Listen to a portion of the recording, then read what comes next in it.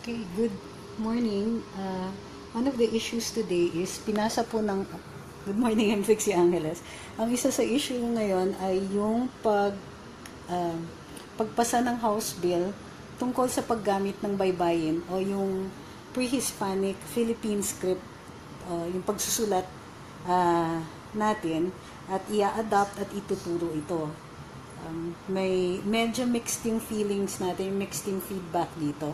Kasi maraming nagtatanong kung ano yung practical value ng pagbabalik ng ating baybayin. Una-una, let's begin. Ano po ba yung baybayin?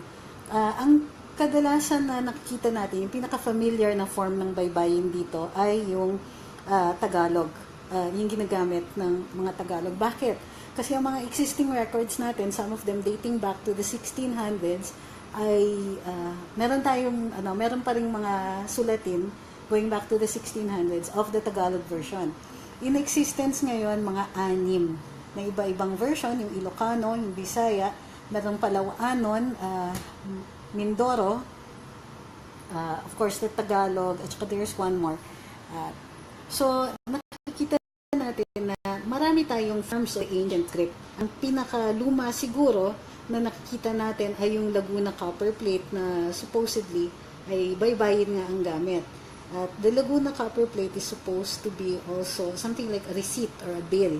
Meron din na isa sa pinakalumang sulatin na nandoon sa archives po ng UST, sa archives ng UST na parang deed of sale na nakasulat din sa ancient baybayin ng isang widow, balo, na nagbenta ng kanyang lupa para dun sa kasal ng anak niya.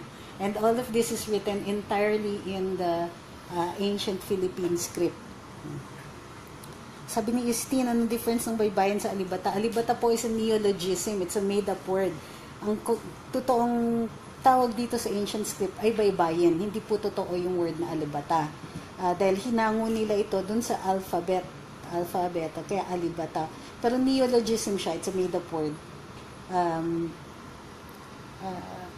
Saan po ako pwede, tinanong ni Aaron, saan pwedeng matuto ng baybayin? Merong versions po, meron sa NCCA library na kung nakuha nila yung kopya ng na meron sa UST library meron kasing nag-research na Frenchman dun sa evolution ng Philippine script natin at halos kumpleto po yung kanyang work. It's just a single book. So sabi ni Evotista, baybayin's the right and correct term, not alibata. Thank you, but yes, we said that. So, anong value ng dito ng paggamit ng baybayin? Well, pansinin din po natin, no? Ang baybayin po, mahalagang bahagi ng ating pre-colonial past. And it's no different than learning our history. Di ba? Bakit tayo nag-aaral ng ating kasaysayan? Kayo ba nakikita nyo yung practical value of studying our history? Kasi kung walang practical value yung history natin, then we would just be studying things of practical value. Pero bakit hindi? Bakit hindi natin i-adapt ang ating ancient Philippine script? At bakit hindi natin ito tinuturo? In Southeast Asia, in constant and current use pa rin ang traditional script doon sa Thailand, in parts of Indonesia and Malaysia, and of course Cambodia. So, anong pruweba ng ating baybayin? Sabi ni Banani KJ, we were a civilized nation before colonization came. Well, more correctly, we were a group of civilized nations. Of course, what is civilization, di ba? But it means that we're also, there were several kingdoms, so to speak. But we were part of the Majapahit Empire and the Srivijayan Empires. Ang Srivijayan Empire, if I'm not mistaken, was Sumatran, and it's the older one from the 8th century to the 12th century. Bahagi tayo nun. Tapos ang Majapahit Empire from the 1200s, up to the 1500s. Sabi ni Alejandro, baybayin means to spell, di ba? Well, baybay is to spell. Baybayin means the alphabet nga. Something like that. Sabi ni Barbie, hi. Okay. So, ano nga ang practical value? The practical value is that we have to know our own culture and therefore know who we are. nag-aaral tayo ng ating kasaysayan kasi nag-create ito ng national identity. Itong national identity, yan yung nag-create ng sense of nationhood. Yung sense of nationhood ang nag-create ng unity or enough unity so that we can all paddle our single boat in at least just one direction instead of 100 million different directions. Nasa ating nasa saligang batas natin yan. So yung mga nagsasabi, kaya lang ako nag-live dahil dun sa nagre-react ako dun sa mga nagsasabing ano bang value niyan? Makakain ba yan? Masyadong mahirap. Bakit natin ito transcribe sa ancient script, yung mga signs natin, etc. Well, first of all, yung isa dun sa followers, and I agree with him, said that it's not for you, it's for the future, it's for our kids. Posibleng tayo, mahirapan tayo na magbasa dun sa Baybayin, pero yung mga anak natin, etc., will learn an important part of our culture. Sabi ni Bana, Baybay sa Ilonggoy Sea. Sa Tagalog din naman, merong ding baybay na bumaybay sa dagat. So, yeah, it's a homonym, kumbaga. So, there is no practical value if you want to consider that. Pero, there is a practical value to learning your culture. There is a practical value to knowing who you are and understanding. Bakit? Part kasi ng governance ang pagkakakilala kung sino ang tao nyo. Dapat kilala ninyo kung sino kayo, and that is how leaders are capable of governing us. Good morning, Sir Benji. So, sabi ni Mylene, a proud viewer may not be active asking questions. Thank you. Hi, Ma'am Mylene. Sabi ni Cesar, are we expecting more concentration sa teaching ng Baybayin on all levels of education? And why now? Mr. Cesar, my point here is, why not now? In fact, why just now? We should have been learning this a long time ago. We should have been using this a long time ago. In fact, this is so integral to us. And this is one of those reasons why people, ourselves, our own people, we keep saying things like only in the Philippines. We are one country who is so hard on ourselves because we don't believe that we have any achievements. An indigenous writing system is an achievement. In fact, a few years ago, I wrote about Filipino ancestors crossing the Pacific before the Vikings crossed the Atlantic, and I got bashed online because they said that I was spreading untruths. Now they would call that fake news. But go to the National Museum and look at the Balanghays, and you will understand that we have been using this to cross the Pacific as well as to cross in the other direction. They say that the Balanghays are the ones that brought our ancient ancestors from Africa. Might be, but I doubt it. More likely, they came out of Taiwan, in the Austronesian migrations. Why now? Why are we studying this? Why do we study anything? Why do we study culture? Why do we study history? This is part of nationhood. This is part of building nationhood. You may not see the practical value, and we're not going to be translating court records into Baybayin, excuse me. We're not going to be doing that yet. But we must be teaching our children our own script. We must be teaching our children that we have our own system as well. Not so much for the purpose of communication, but more for the purpose of understanding ourselves. Sabi ni Ebenezer Bautista, I'm not old enough to learn our Baybayin. Really, I don't get the joke. Sabi ni Paolo, may napanood akong video na most Filipinos hindi pure mag-Tagalog. What does that mean? Because the Filipino language is not the Tagalog language. Some people are still in that old regionalistic phase saying na, bakit natin naaralin ng Filipino? Parang pinahahalagahan lang natin ang Tagalog. Nag-evolve na po. Filipino is it's the national language and was originally based on Tagalog, as in fact the Baybayin is. At least the current form that we understand as Baybayin, there are 6 different forms, and they're all, we still have to discuss which particular form is going to be adopted. But understand that the Filipino language nga is no longer Tagalog. It's evolving into a language of its own. That's why, hindi talaga pure magtagalog because the purpose in creating the Philippine language, the Filipino language, was to get terms also from the other languages. Hindi talaga siya magiging pure Tagalog. The Filipino language is no longer Tagalog.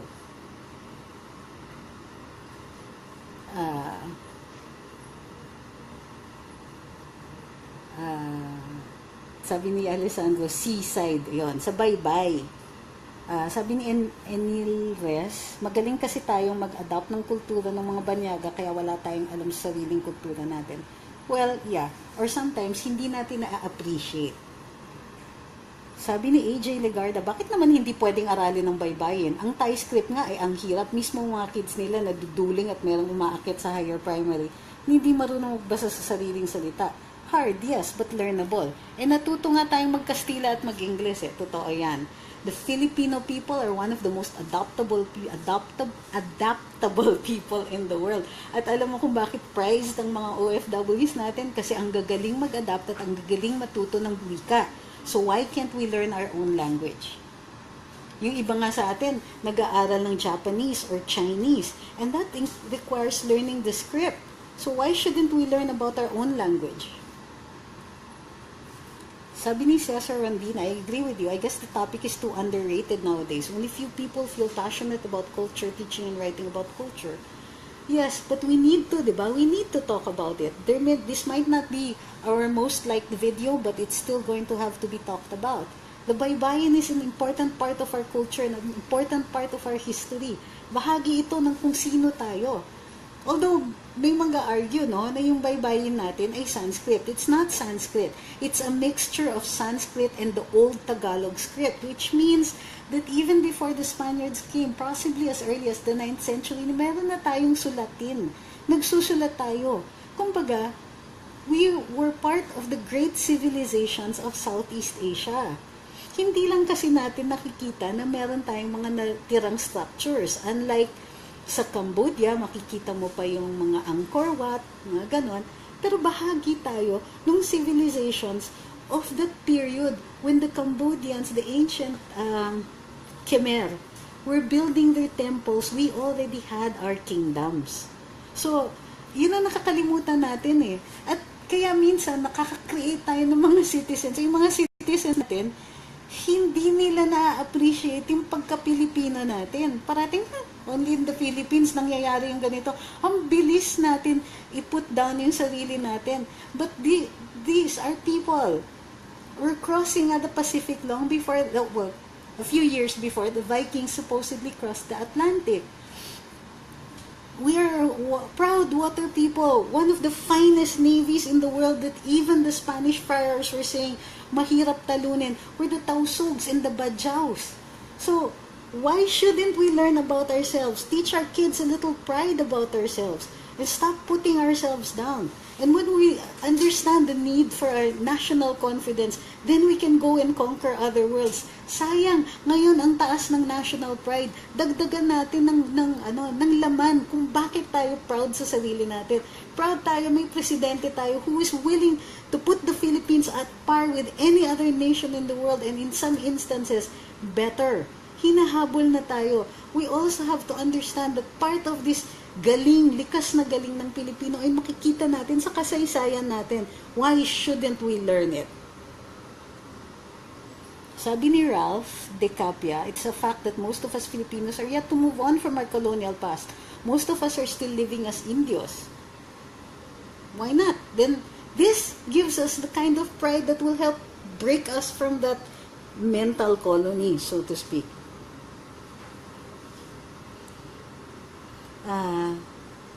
Sabi ni Jade, I love Baybayin. I used it when I was grade school but forgot about it. Then, di ba, what's wrong with learning it? What's wrong with teaching our kids about it? I think we don't even learn enough Philippine history. It's only half a year in high school, first year high school, and then we never learn about it again. Most of us nga, ang naiintindihan natin sa kasaysayan ng Pilipinas, nag-uumpisa dun sa Philippine Revolution. Kukunti sa atin nakakaintindi kung ano yung past natin bago dumating ang mga Kastila. Kung ano yung dinatnan ng mga praile dito. Kukunti nga yung nakakaintindi nung kinolonize tayo. Hindi naman dahil sinakop tayo with soldiers, sinakop tayo using trade. And why was that? Because we were always trading. As far as we know, we have been trading since the 9th century. So, we were part of the world's countries, even before. So, it's high time that we learned. Sabi ni King Henry, bakit hindi tinuturo sa paaralan ang sinaunang kultura ng Pilipino? Because there's not enough time. Ang binibigay lang na oras sa pag-aaral ng ating kasaysayan ay dalawang quarters sa first year high school. Tapos wala na po. Sabi ni Chari, bakit nag-blackout yung video niya? Baka mabagal po yung internet niyo. Choppy nga minsan. Sabi ni Rena, ano ang Filipino language ngayon? Filipino po, ang national language natin. Kalagayan sa Saligang Batas. Sabi ni Arjo Turner, maraming salamat for this session. I'm half Blaan from South Cotabato. Uy, pumunta ako dun sa mga Blaan dyan sa inyo. Among the Blaan, and agree with your insights for the need to study our culture. Among the Blaan, there's the Flalok, the art of Blaan storytelling, an oral tradition put into written language and published in the big books as part of the MTBLE in Sarangani Province in South Cotabato. O, ang ganda ng project na yan. I hope that more people learn about the Blaan culture. Sabi ni Francisco, saan po pwede aralin ang baybayin? May mga libro po. Meron pong libro, if I'm not mistaken, sa NCCA library. Sabi ni Jordan Delfino, baybayin is already recognized in modern technology. Alagad ni Kalanchaw, naalala ko nun. We still have to verify if yung pinapublish dun sa Wikipedia is the correct one. Kasi nga maraming versions. Sabi ni Recans, Pinoys are unique and have achieved so much as a people, as a civilization. I'm a socio-anthropologist. Owning our roots is but a patriotic duty. O, yung basahin niyo po yung sinabi ni Recans. We are different and we should be proud of it. Go, Baybayin. Sabi ni Paulo Miguel Cordoves, thank you po sa pagsagot ng tanong. Sabi ni Jean Nicole, sana po may magturo dito sa FB ng pagbasa at pagsulat ng baybayin. Sige, interviewin natin si Prof. June De Leon. Hanapin ko siya. Dati siyang chairman ng NCCA, bihasa po siya dito sa baybayin. Sabi ni Alfred Java, I was very happy to see this news yesterday. My 8-year-old daughter is also excited she'll be knowing this. Sabi ni John Reyes, it's time to cultivate our own culture. Yes. Sabi ni Divinia Scott, yes, it's true. If you're not in the Philippines anymore, you will learn to appreciate and be proud of our culture, folkways, and norms. Sabi ni Grace, is it not like history? Related din po. Yes, it is. Actually, prehistory. Sabi ni Alberto de la Paz, my mother collected antique pottery that came from northern Mindanao. These pottery are said to come from Sisat Chanalay in Thailand, dating back to the 11th century.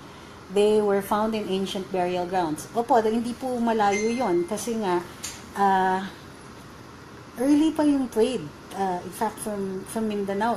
And some of the artifacts there indicate a trade with China. So, we're trading, remember this, for as far as we know, 9th, 10th, 11th, 12th centuries with most of Southeast Asia. Yung archaeological record will attest to that. So, walang problema. In fact, that's why meron tayong mga tinatawag na Burmese ware, Thai ware, and Manila ware. Ito yung klase ng pottery na pinaglalagyan ng mga trading goods. Yun yung mga nahuhukay pa natin ngayon. Sabi ni Ronnie Jerome, I agree we need to learn more about our ancient history. I was only made aware of Baybayin when I became an adult. Sad this is not part of our education. It should be. And in fact, nung kami, pero martial law nun, inaral namin. Sabi ni JB, it's great that you're discussing this na iwan talagang cultural education sa educational system natin. May mga textbooks pa na fake news ang peg. Correct. Ngayon, pagka tinuro na ito at inaral na ito, at least malalabas natin yung tunay na versions. Right now, kasi ang daming mga informal versions, yung iba adapted. So, meron po tayong record of what the evolution of the baybayin was. Sabi ni Donghor, someone is talking about ourselves. I must add that one of the practical uses of learning baybayin is to awaken the soul of this great race. Galing, ganda ng pagkasabi. Sabi ni Maria Kahanding, we just go by necessities po kasi so low na po ang priorities to culture, too busy making a living. Pero kasi yung pag-aral ng ating kultura also teaches us to be creative, uniquely creative. At yun po yung nagiging basehan ng pagiging kaakit-akit yung ating sining at kultura. Yung pagiging kakaiba. And that's why nga ang daming nagre-reklamo, nawawala ng aesthetic sense ang ating mga kababayan natin.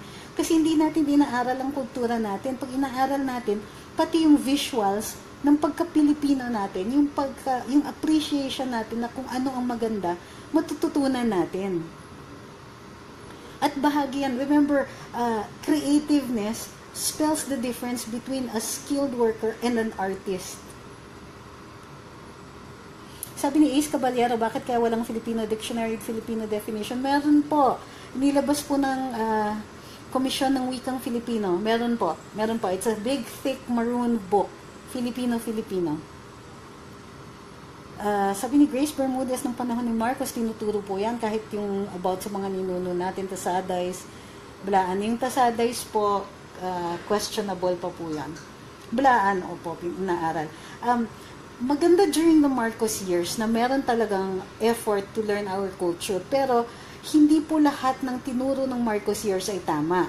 So, we have to, kumbaga, i-judge din natin yung past administrations natin on a more objective level. Oo, tinuro nila, pero meron din mga pagkakamali. But it was still a good effort. Sabi ni J.B. Gullian, ni isang reliable grammar authority yan. Grammar, dapat yan ang trabaho po ng Komisyon ng Wikang Filipino. Sige, tignan ko kung meron ng mga standard grammar books for the various Philippine languages. Sabi ni Sarah, Abigail M. Natividad Santos, very learnable ang Baybayin. Ang saya pag nakakagawa ka na ng sentences. Oo nga, but we have to adapt the Baybayin kasi yung mga pangalan natin, for instance, like sa akin, hindi po mailalagay sa Baybayin kasi wala po tayong consonant clusters dun sa Baybayin. Lahat, it's ba, be, bi, bobo. Lahat ng consonants, lahat ng,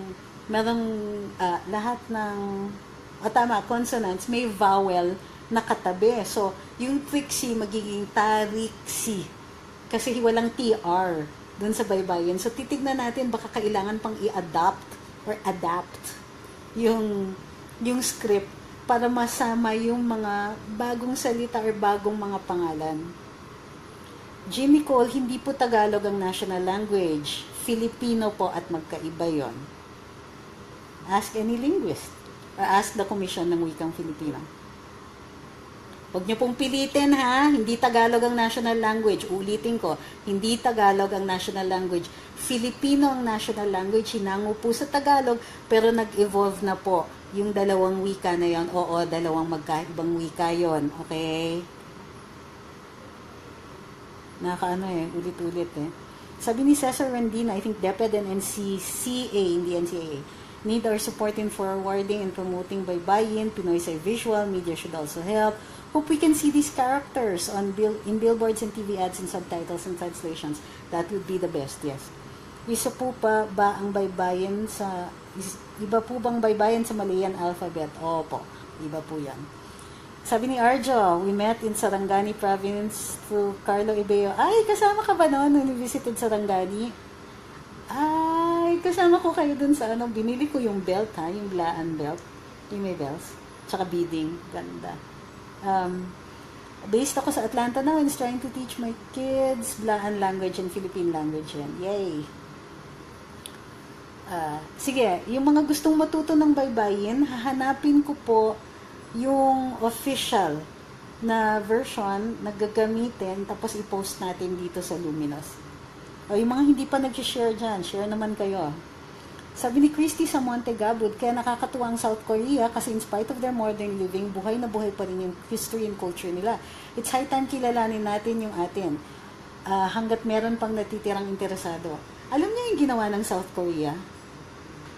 A lot of their ancient culture was wiped out during the war. Ang daming nasira. And they spent a lot of money reconstructing that. Bakit? Alam nila na before sila makakapag-develop, before sila makakapag-industrialize, kailangan malakas ang sense of nationhood nila. Kaya sila nakapag-industrialize, kaya competitive sa mga ang South Korea dahil pinilit nila, ang una nilang gawin ay aralin, kilalanin at protektahan ang kultura nila, ang kasaysayan nila. That was how they built national pride. At yung national pride na yun yung nakatulong sa kanila mag-industrialize. Gaya ng Japan. Bakit naka-recover ang Japan after the war? Tapos, grabe yung pagka-develop nila.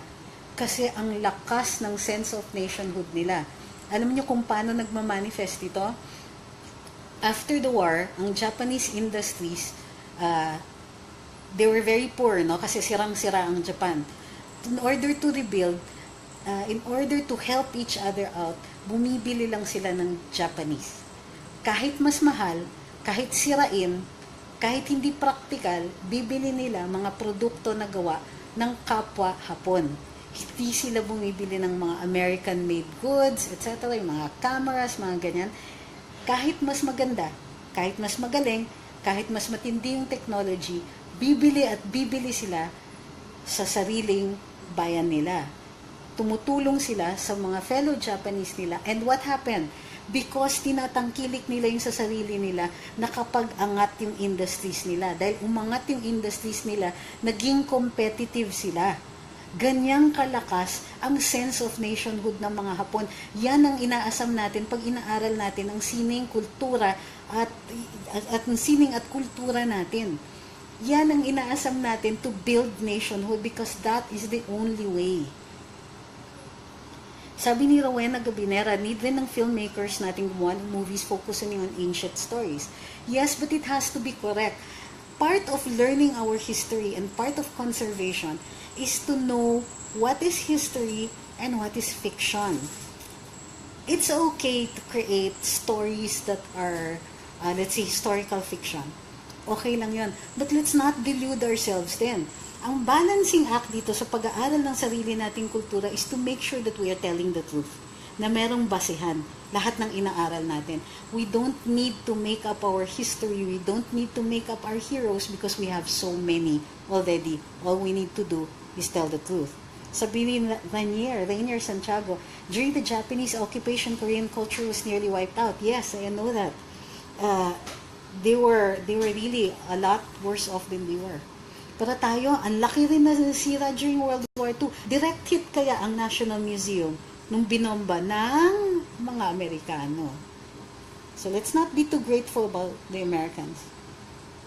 Sabi ni Alberto de la Paz, I manage a tribal museum in northern Thailand.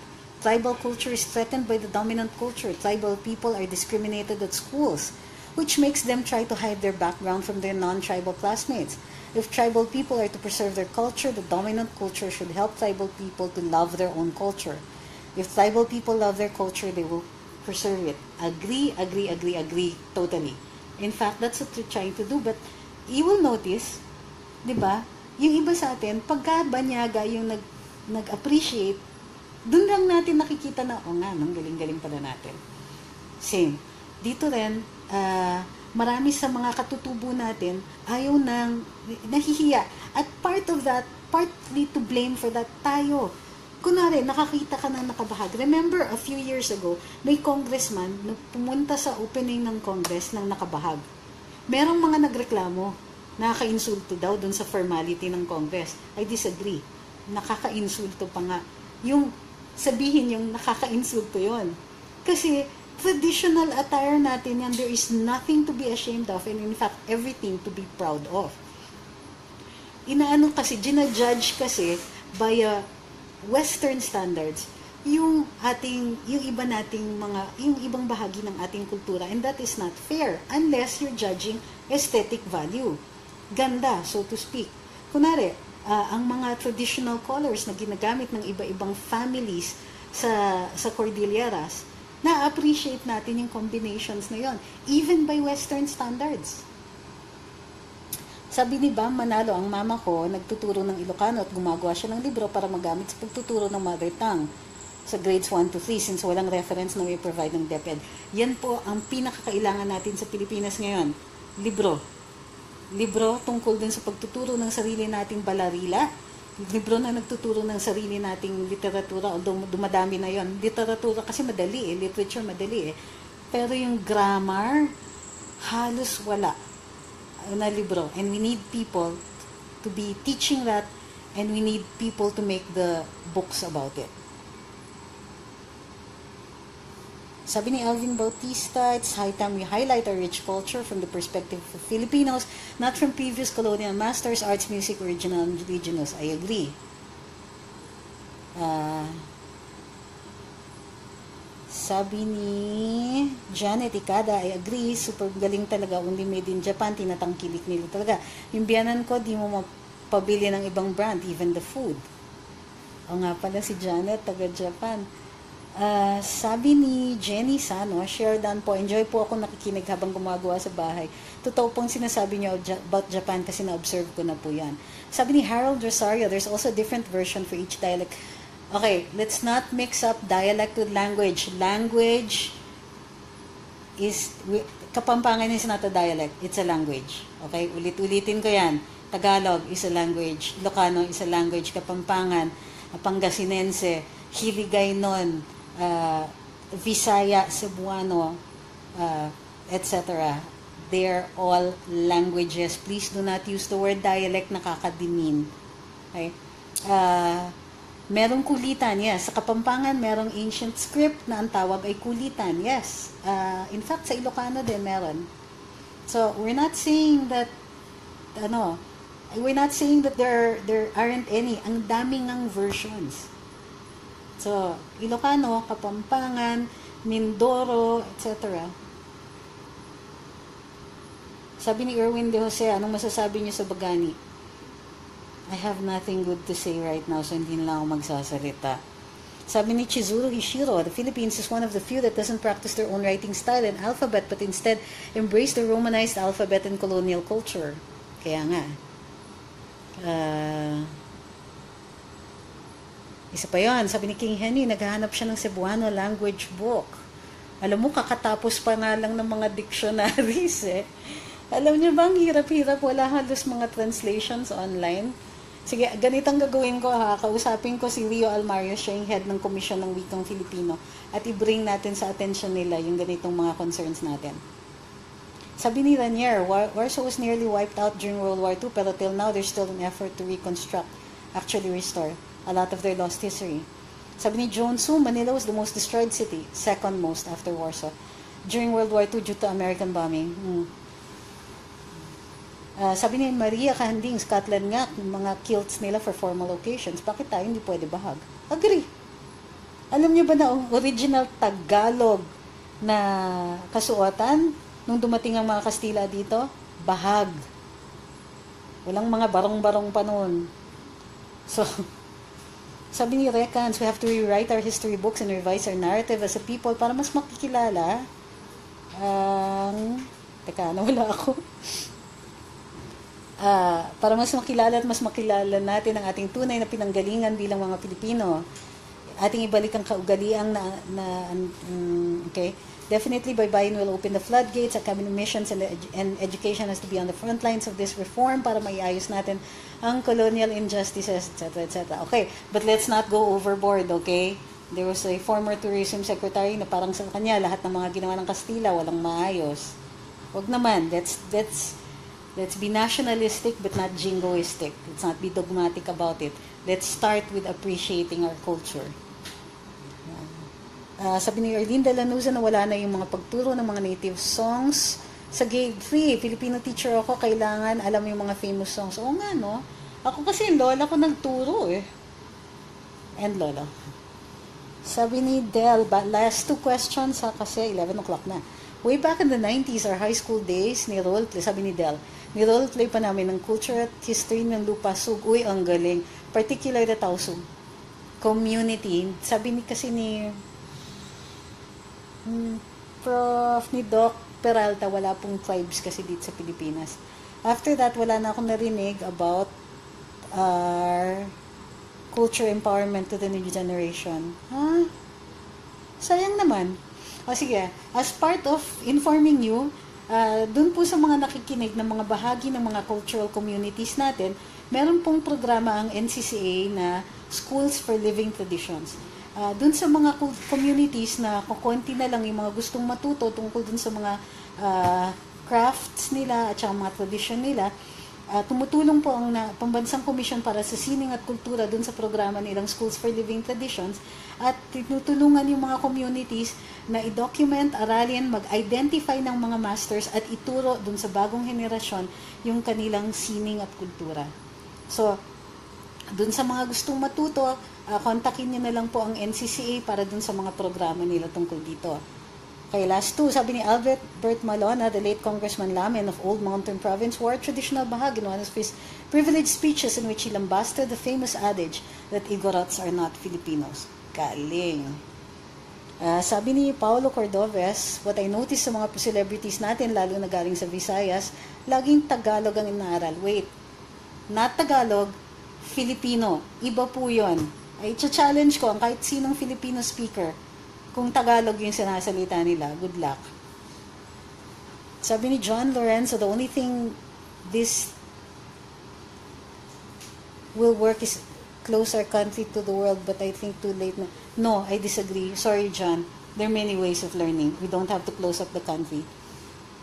Sabi ni Drew Olivar, yung language ng mga Aita, wala pang nagsusulat ng libro at translation. Tama, Drew. Actually, kailangan i-document. Pero meron, hindi. Meron, inaral kasi ng linguistics department. Meron, kaya lang nasunog sa faculty center eh. Sa linguistics department, dati inaral namin yung Aita language at yung Aita ang pinakakakaiba sa lahat ng mga wika natin. And in fact, sabi ni Prof. Lawrence, yung foremost linguistic authority ng University of Hawaii na ang specialty niya ay Philippine languages. Bahagi pa nga ng ng Aita language ay malamang nang galing sa Austronesian migration. Pag ganun kaluma yung language ng mga Aita. So, merong documentation pero wala pang recent na documentation. Pero tama ka, kailangan meron ding grammar. Sabi ni Jenny Acuña Sano, thank you for reading my comment. You're welcome po. Sabi ni Grace Fedeluce, sa amin sa Palawan, yung Tagbanwa ay nag-aral din yung mga nasa bundok. Oo, may Tagbanwa version. Dalawa nga, di ba? Ang Baybayin sa Palawan, Tagbanwa at saka Palawanon. At magkaiba pa yon. So, maraming salamat dun sa mga nakinig. Maraming salamat dun sa mga nag-share. Hindi pa po nag-share. Paki-share naman po. And dun hindi pa nagpa-follow, please follow sa Luminous by Trixie, Cruz-Angeles and Ahmed, Paglinawan. Mag-subscribe lang po kayo dun sa mga live dito on the upper right hand of your corner of this video dun sa you will see the word subscribe, so just click that para sa susunod ng mga live makikita nyo na yung i-inform kayo ng Facebook. One last, di ko ma-help. Sabi ni Arjo, right now, at the Atlanta Fernbank Museum of Natural History, the Philippines is represented for the reflections of culture. For the very first time, the Balaan Indigenous Peoples Group is featured. Maraming salamat dun sa sa pahayag mo, Arjo. Mapapakinig niyo po yung ibang mga live natin dun sa Facebook channel Trixie Cruz-Angeles. Ina-upload ko po regularly lahat ng mga live natin doon. And if there's anything you can take away from this particular one is that we do have to study our culture. Kailangan po aralin natin, hindi lang po ang ating kasaysayan, ngunit ang sining at kultura natin. At ang ibig sabihin ng kultura, pati yung mga ongoing pop culture is part of our culture. Pero mahalaga po ang pag-aaral ng baybayin dahil bahagi po ito ng pag-aaral ng pagka-Pilipino natin. Ang aral ng ating sining at kultura ay nagdudulot ng ating national identity. Ang national identity po natin ang mag-create ng sense of nationalism na tutulong sa atin na pumanig sa sarili natin to unite and to paddle in the single direction that a country should be going. Mahalaga pa rin po ang dissent at opposition, pero mahalaga po, bago po yun lahat, ay maging aware tayo dun sa ating pagka-Pilipino, maging aware tayo na iisang bansa tayo. Anong sabi nila? Diba, iisang bangka lang. Lahat tayo, we're all going in a single direction. Huwag natin sabotahihin ang sarili natin. At bahagi po ng pag-alaga ng bangka na yon, ang pag-aral ng ating sining at kultura. Maraming salamat po. dun sa lahat ng makinig. Everybody, please have a good day or night.